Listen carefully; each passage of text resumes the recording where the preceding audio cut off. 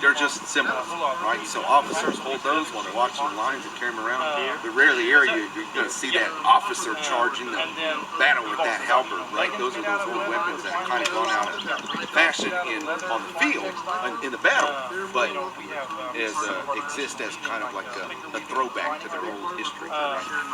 So you can see the same type of textile being used to make things like leggings or breech tops or wrap skirts or other garments. And then of course you can think of some useful things too, right? So as opposed to just items that ain't got no function. Textiles that have feathers woven into the pattern as you're going along. And so they create these yeah, you got it. So these are made out of as well as strips of animal hides. So you can think of these, there's iron and then brass arrowheads right here. These are basically going to be hot ticket items as well because they're a matter of convenience, right? So on one end, we want stuff that's going to make us look nice, fashionable, and on the other end, we're buying things that are making our lives easier too, right? So of course, every man who's capable of going hunting knows how to make their own bow, their arrows, their arrowheads out of steel, or not out of steel, but out of stone.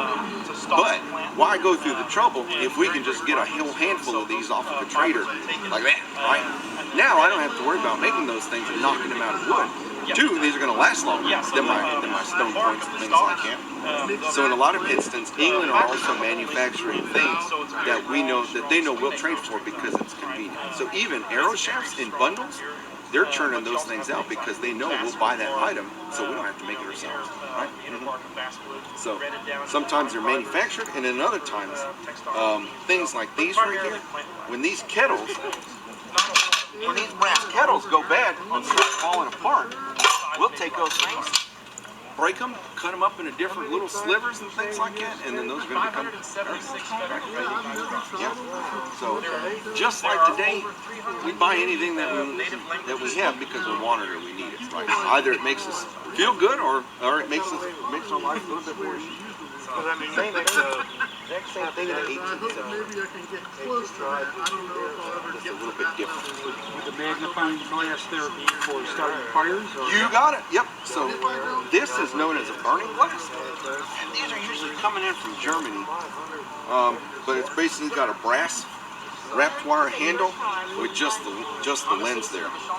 So this right here is going to be one of those, again, convenience items. So for folks who are traveling, they can either, of course, take a burning glass or steel strikers, right? You got that little bit of flint. These are going to be very good items. So usually this is something you'll see folks, men who are traveling back and forth, they're going to wherever. These are going to be always kind of in their bags. So these are kind of like their traveling tools. These though are going to be a little bit more easier to come by than these. Right. Use those 24/7. Yeah, exactly. Yep. So if it was a sunny day today, this would be a little bit useless. But this right here, that's always functional. Yeah. That's a beaver over there? No. I go with some river otters and then meat. That's a very strange name. That's a muskrat. So even the muskrat was valuable? Oh yeah. The muskrats they're really soft. Any fur or skin is considered valuable to England, right?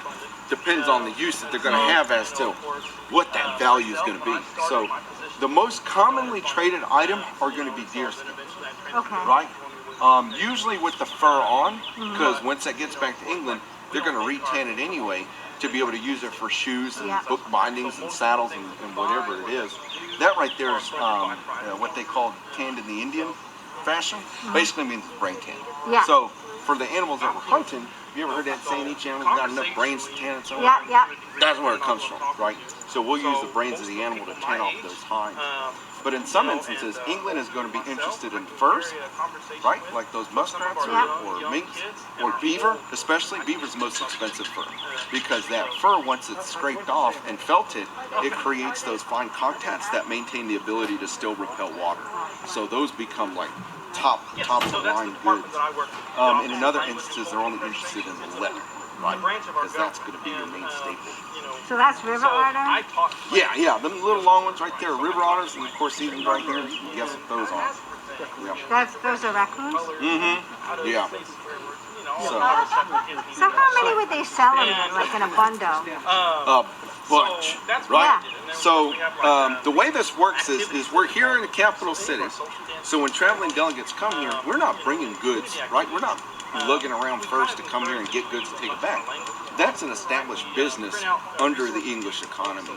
So there's a process as to how that works, and it's highly regulated because the fur trade comes in only second to tobacco and how much money is coming out of the colonies. So they're making sure that there's a really good structure as to who can do it and how it can be done. So for the fur trade, what we'll do is we'll come to Williamsburg and tell the governor, hey, we want to do business with England. Send us your traders. This is what we're looking for, and then when you get in our country, we'll furnish them with all the goods that they're looking for. So now Bob, who got a license, right? Bob has a license. The governor basically tells him, you now are to go visit Caldwell next time you're in Cherokee country because they want to trade also. So here's a list of the things that they're looking for. Make it happen, right? So now Bob the trader, he's going to go down to Greenhouse and to Tarpley's and to Prentice, and he's going to buy up all of these goods that have been imported specifically for the purpose of the Indian trade, right?